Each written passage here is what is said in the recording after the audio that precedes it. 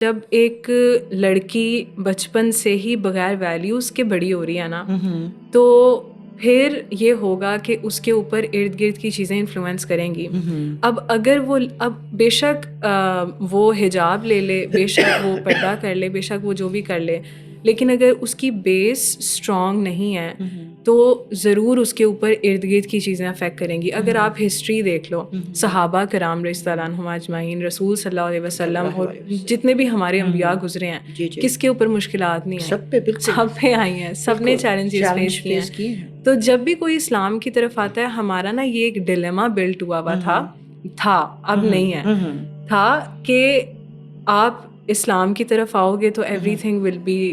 Colourful, سب کچھ اچھا ہو جائے گا. But when you come, like آپ صحیح اسلام میں آتے ہو تو آپ کو اللہ تعالیٰ نے کبھی بھی یہ وعدہ نہیں کیا کہ تمہیں چیلنجز نہیں آئیں گے. الٹا اللہ تعالیٰ نے قرآن میں سورہ بقرہ میں فرمایا ہے کہ کیا تمہیں لگتا ہے، یعنی مفہوم بتا رہی ہوں،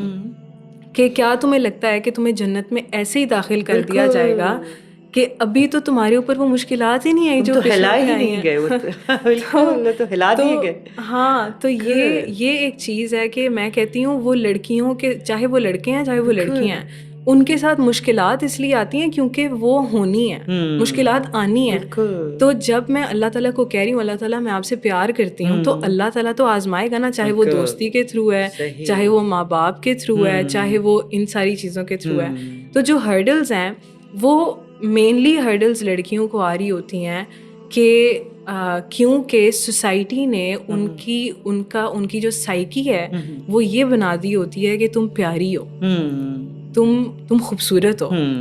اب جب وہ کرل بال آپ کو حجاب میں کور کرنے ہیں، جب آپ جنوری میں یونیورسٹی میں انٹر ہوئے ہو اور ود آل یور فیشن اور سارا کچھ آپ کی چلتے چلتے ہر دوست تعریف کر رہا ہے، اب آپ فیبرری میں گئے ہو حجاب کے ساتھ، تو ہاؤ کمز آپ کی اس طرح تعریف ہوگی؟